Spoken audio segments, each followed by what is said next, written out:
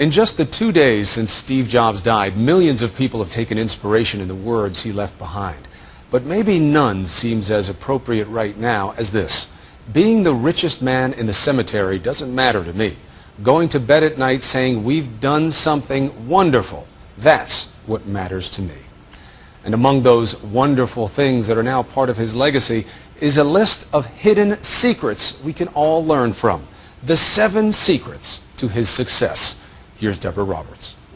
How is it that a college dropout who landed in his parents' garage, who was once kicked out of his own company, could cast such a dazzling spell, turning the inconceivable into things we can't live without? Maybe down to 61 degrees in San Francisco.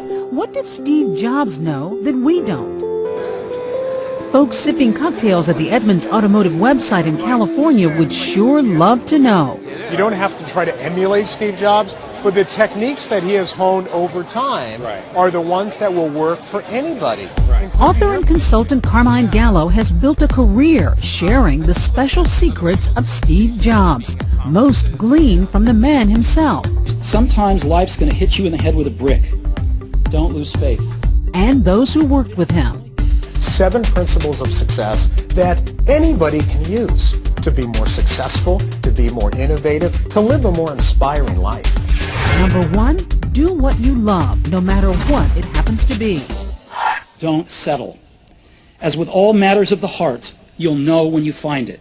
Now, a lot of people will look at that and say, oh, yeah, do what you love. Sure. We all hear that. But is that really the secret of success? Passion is everything. I think a lot of people embody the Steve Jobs model, but don't know that they're doing so. So Rachel Ray did what she loved. She was giving cooking classes at Macy's for nothing. She was giving free cooking classes because she loved what she did. And what did she create? 30-minute meals. Number 2, put a dent in the universe. Have the courage to follow your heart and intuition. Put a dent in the universe simply means that you have to have a big, bold, clear, concise vision. I like to say that your vision should fit in a Twitter post. Think about this. John Kennedy in 1961 had a clear, concise vision that was under 140 characters. If Twitter had existed that day, he could have tweeted it. I believe that this nation should commit itself to achieving the goal before this decade is out of landing a man on the moon. The 3rd secret might surprise you. The man who sold 315 million iPods believed you should say no to 1,000 things. How do you become a success by saying no? You have to focus. And this is something that applies to our businesses and our lives. Reduce the clutter. Make it simple. In 1997, when he returned to Apple, Apple was close to bankruptcy. He took 300 products and condensed them to 10. We've got to get the spark back with the developers. Just all about streamlining. And Jobs honed not just products, but people.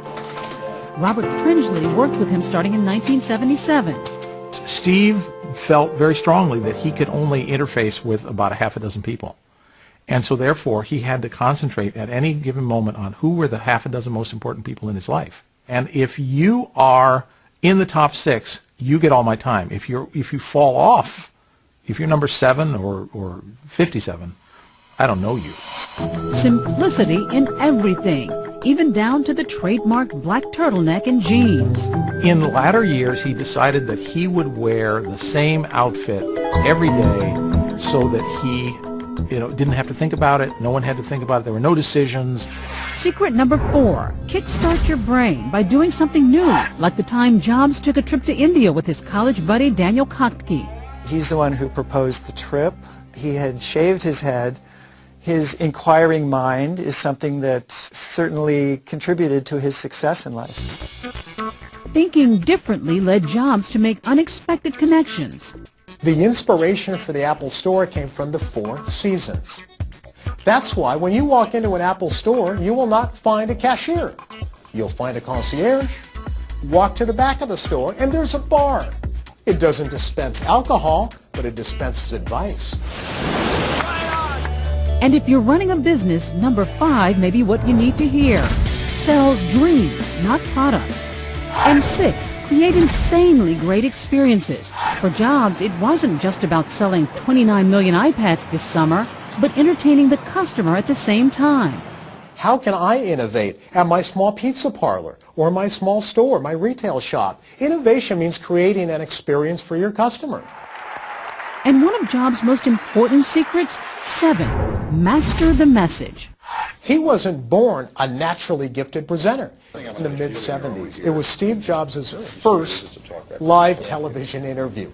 Now, this is not the real thing, though, right? You just want a picture of me now? He was visibly nervous. Because I'm deathly ill, actually, and ready to throw up at any moment, so... In 2007, he actually gave what I consider the greatest presentation I've ever seen, the introduction of the iPhone. Today, Apple is going to reinvent the phone. So how does all this relate to the rest of us? Even if you're not the head of a company, you are being judged by how well you give a presentation, how well you communicate, just to get that first job out of college, and then next job and climb the career ladder.